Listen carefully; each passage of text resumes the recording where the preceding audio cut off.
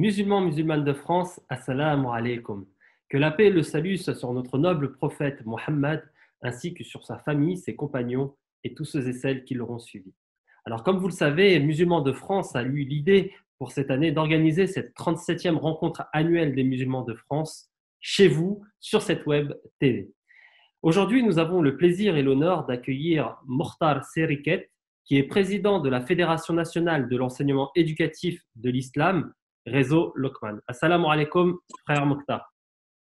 Alaykoum salam. Comment vas-tu avant tout Très bien. Donc, dans cette période particulière où nous vivons le mois de Ramadan, donc c'est un plaisir de faire revivre nos rencontres de manière différente et innovante. Super. Alors, dans ta présentation, j'ai parlé que tu étais président de la Fédération nationale de l'enseignement éducatif de l'islam. Est-ce que tu peux nous présenter quel est ce concept? Alors, la Fédération nationale de l'enseignement éducatif de l'islam, qu'on a aussi baptisé Réseau Lokman, puisque c'est plus court et plus simple à retenir. Donc, l'idée du Réseau Lokman, c'est de mener une réflexion des actions et des projets autour de ce qu'on a appelé à un moment donné les écoles du week-end, de ce qu'on a appelé Ta'alim, de ce qu'on a appelé l'école de langue arabe. C'était de dire est-ce qu'on ne peut pas aujourd'hui se mettre ensemble, s'organiser au niveau national, c'est-à-dire que les différentes écoles unissent leurs forces pour pouvoir travailler autour de cette thématique-là. Donc vraiment, cette idée de réseau, c'est de mutualiser, de renforcer nos compétences, nos ressources, pour faire en sorte que cet enseignement gagne sur le plan qualitatif pour ces dizaines de milliers d'enfants qui fréquentent ces écoles chaque week-end. Alors, d'où est né ce projet en fait? Pourquoi vous avez eu l'envie de donner naissance à ce réseau? Alors, l'enseignement éducatif de l'islam, je reste depuis l'implantation de l'islam en France, dans les années 80, avec les mosquées, cet enseignement va quasiment de pair. À chaque fois qu'il y a une mosquée, il y a cet enseignement plus ou moins organisé, plus ou moins structuré qui existe dans ces mosquées ou juste à côté. Il y a une dizaine d'années, on a commencé à mener une réflexion sur les modalités de pouvoir coopérer à une échelle plus importante que la ville, mais au niveau national. Et c'est en 2016, sous l'impulsion de Musulmans de France, on a concrétisé la mise en place d'une commission. Donc, cette commission a été créée en 2016 pour pouvoir mener une réflexion, faire un constat, réfléchir sur les différents axes de travail. Et on s'est donné 3 ans pour pouvoir mener cette réflexion dans laquelle on a élaboré un projet éducatif sur lequel peut-être j'aurai l'occasion de revenir. Et c'est en mars 2019 où nous avons officialisé la création donc, de la Fédération nationale de l'enseignement éducatif de l'islam, qui regroupe aujourd'hui une quinzaine d'associations. D'accord. Alors, une autre question, où est-ce que vous êtes implanté? Alors, aujourd'hui, les membres du réseau Lokman, donc ce sont des associations qui sont membres, puisque nous sommes une fédération d'associations. On a des référents à Mulhouse, à Strasbourg, à Reims, en région parisienne, à Lille, à Nice, à Marseille, Limoges, Clermont-Ferrand, Bordeaux. Voilà, j'essaie de ne pas oublier des personnes, comme ça tout le monde est content, mais vous voyez qu'on est présent dans quasiment toutes les régions et ce sont des référents qui connaissent bien le projet puisqu'ils ont été fondateurs du réseau Lokman. Alors, concrètement, qui vont être les premiers bénéficiaires de ce projet? Alors, notre objectif, c'est d'accompagner les acteurs de l'enseignement éducatif de l'islam. Aujourd'hui, les premiers bénéficiaires de notre réseau, ce sont les enseignants.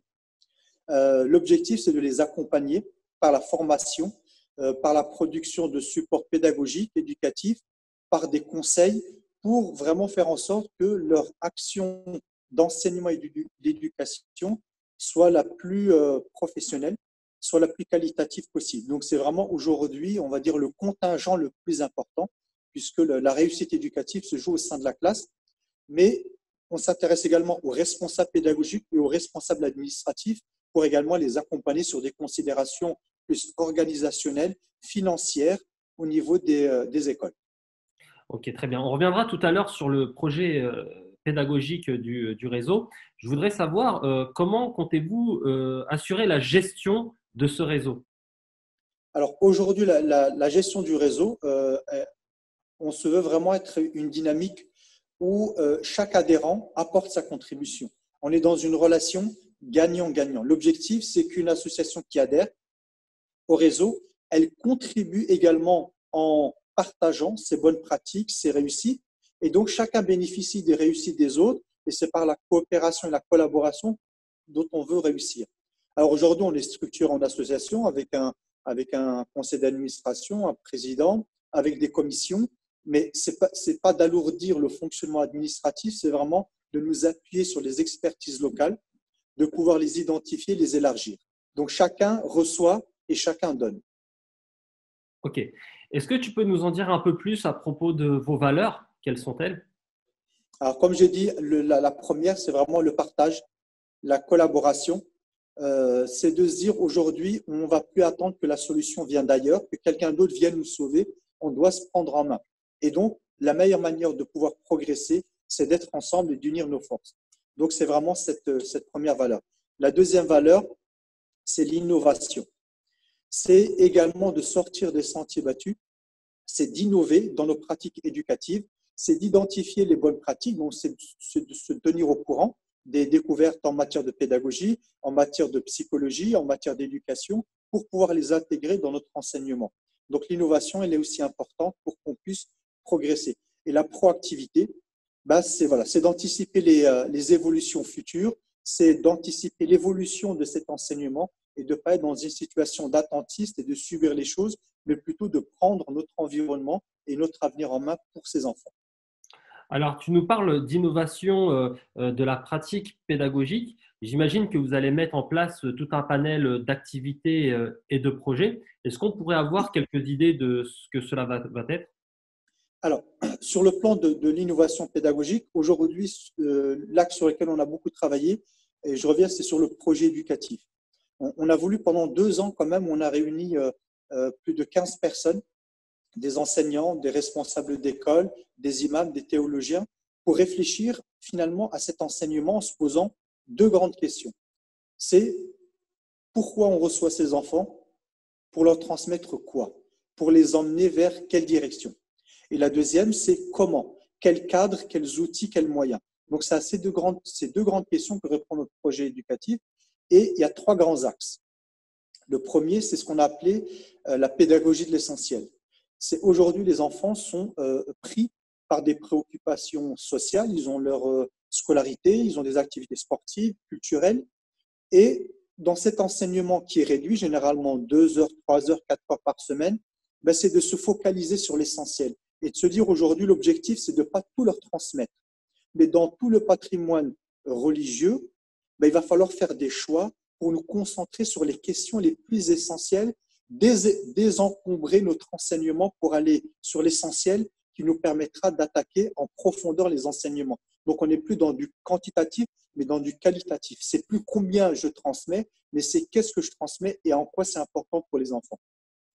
Le deuxième axe, c'est ce qu'on a appelé l'atelier d'humanité. C'est de faire en sorte que nos salles de classe deviennent des lieux de vie. Ce n'est plus simplement de se contenter d'un enseignement avec un tableau blanc, avec un livre, et l'enseignant se contente de transmettre des notions abstraites. C'est de développer des projets, c'est de faire en sorte que les élèves vivent les valeurs qu'on leur enseigne dans leur salle de classe. C'est-à-dire que finalement, la salle de classe devient un lieu de vie, il y a des interactions, il y a des échanges, les élèves discutent entre eux, élaborent des projets, font des recherches, soutiennent des projets. Et l'idée, c'est au lieu de leur dire soyez généreux et de leur citer toute la panel de versets de hadith, c'est pratiquons la générosité ensemble dans la salle de classe avec l'enseignant. C'est ça l'idée de cette pédagogie de l'essentiel, de cet atelier d'humanité. D'accord. Donc tout à l'heure, tu disais que récemment, du coup, vous avez été créé. Est-ce que du coup, vous avez déjà mis des choses en place? Est-ce que c'est effectif votre travail? Tout à fait. Alors, sur les 3 dernières années, puisqu'on n'a pas attendu la création pour commencer déjà à se mettre en action, depuis 3 ans, on a formé plus de 200 enseignants et responsables pédagogiques sur près d'une vingtaine d'écoles. Donc, des séminaires d'une journée à un week-end, ça dépend des formats. On se déplaçait au niveau des associations et on mettait en place des séminaires de formation. Donc, on a touché plus de 200 enseignants et responsables pédagogiques. Depuis cette année, septembre 2019, on a mis en place un module de formation qui s'intitule Construire la posture de l'enseignant éducateur. C'est un module de formation de 50 heures qui permet de donner les outils essentiels, les clés de base pour pouvoir assumer son enseignement. Une partie se fait en e-learning. Vous voyez que nous, on avait déjà anticipé puisqu'une partie se faisait en e-learning et une partie se fait en présentiel. Tout ça adossé à une plateforme collaborative qu'on a appelée la Lockman Academy. Donc ça, c'est l'axe formation. Il y a aussi l'axe partage et collaboration puisqu'on a commencé à élaborer des kits, des séquences pédagogiques, des séances pédagogiques qui sont partagées entre les membres du réseau. Donc, chaque semaine, chaque mois, il y a des ressources qui sont produites et qui sont partagées au sein du réseau. Donc, voilà deux grands axes essentiels. On a publié notre projet éducatif à plus de 2000 exemplaires. Donc, pour ceux qui sont intéressés par le kit, notre projet éducatif de l'enseignement éducatif de l'islam, ils peuvent se le procurer sur G10. Donc, c'est G10 qui distribue ce manuel, donc qui s'adresse vraiment aux enseignants ou aux responsables de ces écoles. On a également mis en place cette année un concours national qu'on souhaite renouveler chaque année, un concours national cette fois-ci en direction des enfants, qui s'intitule « Raconte-moi ta foi ». Et l'idée, c'est d'inciter les enfants, les jeunes, à parler de leur foi, mais de manière ludique et créative, via des dessins, via des chants, via des poèmes. Donc, de pouvoir travailler aussi l'expression de sa foi au-delà d'un cadre scolaire. Donc, voilà quelques exemples de projets qu'on a mis en œuvre et qu'on souhaite continuer à poursuivre, notamment l'année prochaine. C'est la création d'un kit pédagogique pour les 4-6 ans.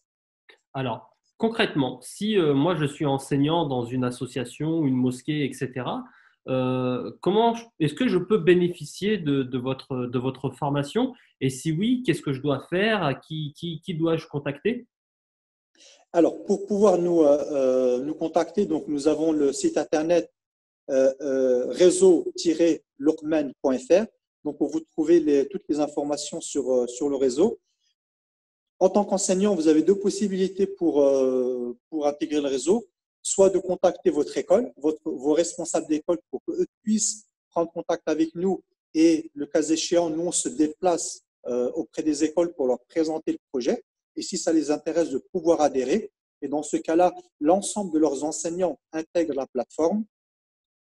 Si c'est une démarche individuelle qu'un enseignant souhaite intégrer le réseau, dans ce cas-là, il ne peut pas intégrer le réseau en tant que tel, puisque ce sont uniquement les associations, mais il pourra bénéficier des séminaires de formation et des actions de formation, puisque les séminaires de formation se font soit par école, soit sur inscription en fonction des enseignants. Donc, il y a plusieurs possibilités. Nous, l'objectif, c'est vraiment à l'échelle des écoles, mais les enseignants, bien sûr, peuvent également bénéficier de nos services, notamment tout l'axe formation et accompagnement. Est-ce que cela représente un coût? Alors, pour les écoles, ça représente un coût. Aujourd'hui, c'est en fonction de la taille de l'école, entre 200 et 400 euros d'adhésion annuelle, qui représente malgré tout une somme qu'on pense abordable pour les écoles. Mais aussi, c'est dans cette volonté de se dire, si on veut réussir nos projets, il faut que chacun accepte de contribuer. Parce que nous, cette cotisation, qu'est-ce qu'on va en faire? On va la redistribuer, mais sous forme de services, puisque c'est ce qui va nous permettre d'organiser les séminaires, c'est ce qui va nous permettre d'organiser et de produire les supports pédagogiques, les outils. Donc finalement, ce n'est pas une dépense pour les écoles, mais c'est un investissement pour qu'elles puissent ensuite en rebénéficier après. Alors, au niveau de la formation, est-ce que vous avez un nombre d'heures précis d'heures de cours ou pas? Alors, pour les formations, il y a deux types de formations.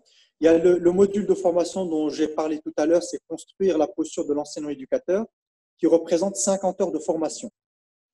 On a mis là-dedans vraiment ce qu'on considère comme étant le bagage minimal, essentiel, que tout enseignant doit acquérir quand il prend une classe.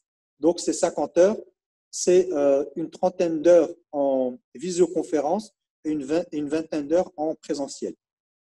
Ensuite, on a des modules de formation thématiques. Et cela, c'est par thème. Et chaque année, on a un certain nombre de thèmes qu'on édite et les gens peuvent peuvent y participer sur inscription. Ça peut être les modalités d'enseignement de la langue arabe, ça peut être la didactique du Coran, ça peut être la gestion de conflits au sein de la classe. Donc, chaque année, on a des modules. Généralement, c'est entre 2 et 4 heures. Donc, ce sont des modules très courts. Le but, c'est vraiment de sensibiliser, de lancer une information, mais on souhaite surtout développer ces modules-là, 50 heures. L'année prochaine, on aura un autre module de 50 heures, puisque je pense que c'est une chose sérieuse et que les enseignants doivent faire cet effort de formation et les écoles et les responsables doivent les y inciter, ils doivent investir dans la formation de leurs enseignants. Alors tout à l'heure, tu disais que vous avez eu à peu près 200 personnes déjà formées, que vous avez déjà pu appliquer vos programmes. Est-ce que vous avez pu avoir un retour des résultats ou est-ce encore trop tôt pour faire un bilan déjà de ce qui a été mis en place? Alors, faire un bilan complet, c'est encore trop tôt. Par contre, ce qu'on a eu comme retour à chaque fois qu'on a fait les séminaires et durant les semaines et les mois où on a poursuivi nos échanges, c'est une réelle prise de conscience des enjeux de cet enseignement. C'était vraiment un de nos objectifs, c'est que les gens comprennent les enjeux éducatifs à travers cet enseignement. Le deuxième, c'est de pouvoir également, à travers cette pédagogie de l'essentiel, les emmener à s'interroger sur ce qu'ils transmettent. Est-ce que ce que je transmets aujourd'hui est vraiment essentiel et important pour les enfants? Ou est-ce qu'il n'y a pas une réflexion à mener sur le contenu d'enseignement? Donc, il y a des écoles, des enseignants qui ont modifié leur contenu d'enseignement pour l'orienter vraiment sur cette pédagogie de l'essentiel. Et il y a aussi, bien sûr, sur les pratiques éducatives où souvent on s'adosse à un manuel. Et nous, au contraire, l'objectif, c'est de fuir le manuel. C'est de faire en sorte que l'enseignant utilise toute une panoplie d'outils pédagogiques, notamment la pédagogie du jeu qu'on est en train d'introduire de manière forte pour les tranches d'âge les plus petits, c'est-à-dire de 4 à 9-10 ans, vraiment axé sur la pédagogie du jeu. Et donc, les enseignants, tout doucement, sont en train de revoir leur manière d'enseigner. Et donc, bien sûr, ça prend du temps, puisque une pratique éducative implique beaucoup de remise en cause pour soi. Et ensuite, les enseignants, les écoles doivent aussi adapter leurs outils et leur contexte d'enseignement. Alors, j'ai l'impression que vous vous inscrivez vraiment dans l'ère actuelle, dans l'ère du numérique, et justement cette pédagogie par le jeu qui aujourd'hui voilà, intéresse beaucoup d'enseignants et beaucoup, j'aurais envie de dire, d'inspecteurs et même au niveau public. Euh, je voulais te poser une question, c'est en quoi est-ce que vous vous démarquez des autres projets? Euh, Encore faudrait-il qu'il y ait des projets qui vous ressemblent ou qui soient déjà existants? Alors, aujourd'hui, je pense qu'on est le premier projet de cette nature aujourd'hui en France. On est le premier projet aujourd'hui qui a cette vocation à fédérer l'ensemble des écoles, en tout cas celles qui intègrent notre réseau, qui se reconnaissent dans notre charte, puisqu'on a également une charte qui traduit nos valeurs. Et cette mutualisation, avec aujourd'hui une quinzaine d'associations, notre objectif d'ici la fin 2020, c'est d'être une trentaine d'associations et donc progressivement de travailler sur cette mutualisation. Donc aujourd'hui, souvent les écoles, les enseignants, les responsables travaillent de manière assez isolée, seuls. Souvent, ils refont des choses qui ont déjà été faites ailleurs. Et nous, c'est de décloisonner tout ça et de faire comprendre aux gens que c'est ensemble qu'on y arrivera. Donc aujourd'hui, le réseau Loqman est vraiment unique dans sa démarche et dans ses projets. Ce qui nous différencie également, c'est nos choix pédagogiques. On n'est pas un supermarché où on pourrait venir prendre ce qu'on souhaite et nous, on n'est pas là pour proposer tous les types de modalités ou tous les projets éducatifs. On a des valeurs, on a des convictions et donc qui sont traduites à travers notre projet éducatif. Donc la spécificité également de notre projet éducatif est aussi importante et je prendrai quelques secondes, si tu permets, pour donner cette notion d'enseignement éducatif. On a souhaité adosser les deux. Pas simplement parler d'enseignement et pas simplement d'éducation, mais des deux. L'enseignement, pourquoi? Parce que les modalités aujourd'hui de transmission se font sur le mode de l'enseignement, puisque c'est une salle de classe, souvent, il y a des tables, des chaises. Mais on souhaitait que cet enseignement, on l'oriente vers une transmission de valeurs. C'est-à-dire qu'il ne s'agit pas simplement de transmettre des connaissances qu'on va apprendre par cœur, des informations qu'on va restituer, ça c'est de la connaissance, mais on souhaite que ces écoles travaillent sur les valeurs, travaillent sur les croyances pour permettre à ces enfants de se développer, c'est-à-dire de ne pas les enfermer également, mais de leur offrir des possibilités de se développer. Et donc là, on agit bien sur la matière humaine qui est vraiment le développement, l'épanouissement de ces enfants. Voilà quelques éléments qui caractérisent notre projet. Alors, tout à l'heure, on avait brièvement parlé des programmes. Donc, tu nous as parlé surtout de méthodes d'enseignement, mais est-ce qu'il y a aussi un programme éducatif? Et si oui, il est plutôt destiné à quelle tranche d'âge? Uniquement enfants, adolescents, adultes? Alors, pour parler des choses un peu plus concrètes sur les programmes, donc dans le cadre du le référentiel pédagogique qu'on a rédigé, il y a une partie à la fin où on liste des compétences, des notions à acquérir en fonction de chaque tranche d'âge. C'est-à-dire, on a fait des choix, comme j'ai dit tout à l'heure, on a choisi quelles sont les connaissances à transmettre aux enfants en fonction de l'âge, que ce soit pour la langue arabe, que ce soit pour l'éducation à la morale religieuse, que ce soit pour le Coran, que ce soit pour l'éducation civique, etc. Ensuite, sur ces référentiels, on a construit ce qu'on appelle, nous, des séances et des séquences pédagogiques, c'est-à-dire des pistes de mise en œuvre, avec des exemples concrets. Et là, c'est des séquences qui sont chronométrées par mois, par semaine, par heure. Et donc, on est en train de les élaborer au fur et à mesure. Et donc, à partir de septembre, on sortira le premier kit complet, c'est-à-dire pour les 4-6 ans. C'est-à-dire un kit sur 3 ans où on a toutes les activités pour chaque séance, avec les objectifs, avec les modalités d'enseignement, avec les supports qui vont avec. Donc, si vous voulez, nous, on considère que le programme est un outil, mais qui doit s'adosser d'abord à une vision éducative. Et c'est pour ça qu'à partir de cette année, l'année prochaine, on va commencer à élaborer des supports, des outils pédagogiques très opérationnels pour les enseignants. Très bien. J'aurais quelques dernières questions à te poser. C'est voilà, pour les téléspectateurs qui nous suivent et qui seraient intéressés par ce programme. Comment vous suivre, comment vous retrouver? Tout à l'heure, tu nous as parlé du site internet, mais est-ce que vous êtes présent aussi sur les réseaux sociaux? Alors, voilà, on a un site internet, on a aussi une page Facebook Réseau Lohman que vous pouvez également retrouver et nous suivre. Donc voilà, donc on commence à les faire vivre tout doucement, puisqu'au début, on s'est vraiment concentré sur le cœur du projet. Et là, l'objectif, c'est commencer à nous faire connaître pour également que les gens connaissent nos projets, leur donner envie de nous rejoindre. Donc, sur notre site réseaulohman.fr ou bien sur notre page Facebook Réseau Lohman, et également sur Musulmans de France, puisqu'il y a également une partie qui est dédiée sur leur site. Ok, très bien. Dernière question, Mokhtar. Tout à l'heure, tu parlais d'un manuel qui est disponible sur G10. Donc, ce manuel, est-ce qu'il est plutôt destiné aux enseignants, mais aussi aux pères et mères de famille? Alors, au départ, on l'a voulu vraiment comme un outil à destination des professionnels, c'est-à-dire les enseignants, puisque il était important pour nous, quand on se présente, de dire qu'est-ce qu'on veut faire, comment on veut le faire.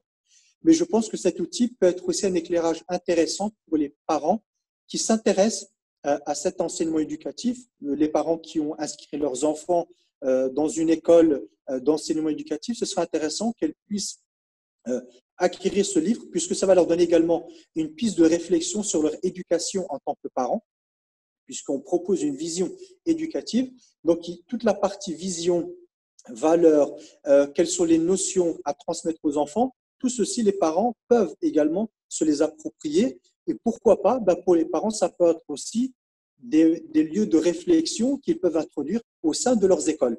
Ce programme, ce projet éducatif n'a pas vocation à être une totalité finie. Au contraire, c'est une réflexion qu'on propose, qu'on met à discussion, et peut-être que les parents peuvent également se l'approprier. Alors, sauf si tu as quelque chose à rajouter, je pense qu'on a fait le tour de ce projet vraiment formidable et qui est vraiment en avance, j'aurais envie de dire. En tout cas, c'est source vraiment d'optimisme pour les générations futures et même actuelles. Oui. Je pense que ce projet aujourd'hui est essentiel pour tous ces enfants. Et aujourd'hui, dans la société dans laquelle on vit, finalement, après la famille, ces écoles sont le deuxième lieu structuré institutionnalisé pour transmettre cet enseignement. Donc, il est important qu'on puisse offrir à nos nouvelles générations un cadre dans lequel elles puissent apprendre leur religion, leur foi, la vivre, la pratiquer, la partager de manière sereine et encadrée. Et c'est toute notre ambition.